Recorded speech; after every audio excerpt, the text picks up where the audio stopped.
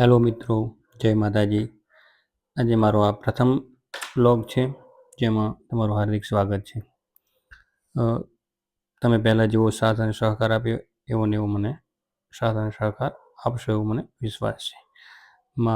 આજના પ્રથમ વ્લોગમાં મા ભગવતી કેશર ભવાની ચેરમાનું મંદિર, જે આપણે ગાંધીનગરથી 10થી 15 કિલોમીટર દૂર કહેવાય કે આવેલું છે અડાલજ ગામમાં. એવા અડાલજની ચેહર તરીકે જે ઓળખાય છે મંદિર, એ અડાલજના ચેહરમાના મંદિરની આજે આપણે બ્લોગ બનાવ્યો છે.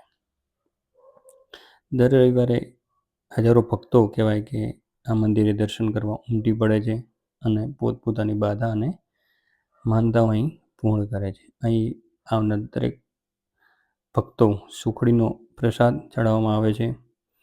જે પ્રસાદ કહેવાય કે જે પ્રમાણે માનતા રાખી એ પ્રમાણેનો પ્રસાદ એ માણસો ચડાવે છે. આ મંદિરમાં તમે આવો ત્યારે તમારે કહેવાય કે તમારા મનને એટલી બધી શાંતિ મળે છે, તમારું મન શાંત થઈ જાય છે, તથા સાથે સાથે તમને કહેવાય કે તમારા જે મનમાં ચાલી રહેલા ખોટા વિચારો પણ ત્યાં દૂર થઈ જાય છે. બહુ સુંદર જગ્યા છે, કારણ કે ભીડવાળી જગ્યાએથી દૂર એક શાંત જગ્યાએ આવેલું છે, જ્યાં તમારા મનને પણ શાંતિ મળે અને તમને આમ એવું લાગે કે તમે દુનિયાથી એવી દૂર આવી ગયા કે જ્યાં તમને કોઈ જાતનો ઘોંઘાટ જોવા મળતો નથી. અને માતાજીની કહેવાય કે કૃપા અને જે માગો એ તમને તરત મળી જાય છે. મિત્રો, આ છે મંદિરનો એન્ટર થવાનો દરવાજો, જ્યાંથી આપણે અંદર મંદિરની અંદર પ્રવેશીએ છીએ. તેની આગળ 2 હાથીની મૂર્તિ છે, સાથે સાથે ગાંધીજી બાપુની મૂર્તિ પણ આવેલી છે મંદિરના પરિસરમાં. તમે જોઈ શકો છો, મસ્ત ત્યાં ઝાડવાનું પણ એમને સરસ મજાનું આયોજન કરેલું છે. જોરદાર ઝાડવા વાવેલા, ચારે બાજુ હરિયાળી પ્રકૃતિ આવેલી છે.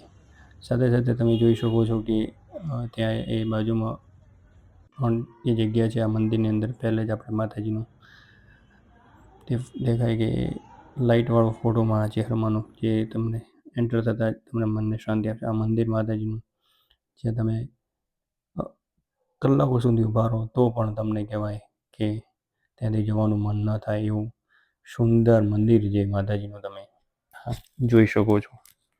જ્યાં તમે રવિવારે આરતીમાં આવો તો તમે એટલી બધી ભીડ હોય, કલાક તમે ત્યાં માતાજીની બહાર નીકળશો દરવાજાની થોડી, માતાજીનું બીજી મંદિર દર રવિવારે માતાજીની શૃંગાર બદલવામાં આવે છે. અને દરેક કહેવાય કે તમે જુઓ, અને આ માતાજીની બહાર વરખડી છે, ત્યાંનું મંદિર માતાજીનું. અને તમે જોઈ શકો છો કે ત્યાં માતાજીને હિંચકા પણ નાખવામાં આવે છે. માતાજી બીજું ચેહરમાંનું ગાડા પર બિરાજમાન મૂર્તિ જે પણ છે આવેલી છે, એ જોઈને પણ મન શાંત. આ પરિસર બહાર જે મંદિરથી આગળનો ભાગ છે, જ્યાં યજ્ઞકુંડ પણ આવેલો છે. સાથે સાથે આ મંદિરમાં કહેવાય કે ગાદી પણ ત્યાં આવેલી છે ભુવાજીની, જે તમને જ્યારે બેસે ત્યારે એ દરેક ભાવિ ભક્તોને કહેવામાં આવે છે કે ગાદી બેસવાનો સમય. આ તમે જોઈ શકો છો કે આ રસ્તો દેખાય છે, એ અમદાવાદ હાઈવેથી આવો તો આ બાજુથી અમદાવાદ હાઈવેથી 25 કિલોમીટર છે. અને ગાંધીનગરથી આવશો તો ત્યાં તમને 10થી 15 કિલોમીટર જેવું અંતર થશે. બહારનો ભાગ છે મંદિરનો, ત્યાં પાર્કિંગની જગ્યા છે. ત્યાં આગળ ગાડીનું પાર્કિંગ છે, અહીં બાઇકનું પાર્કિંગ છે.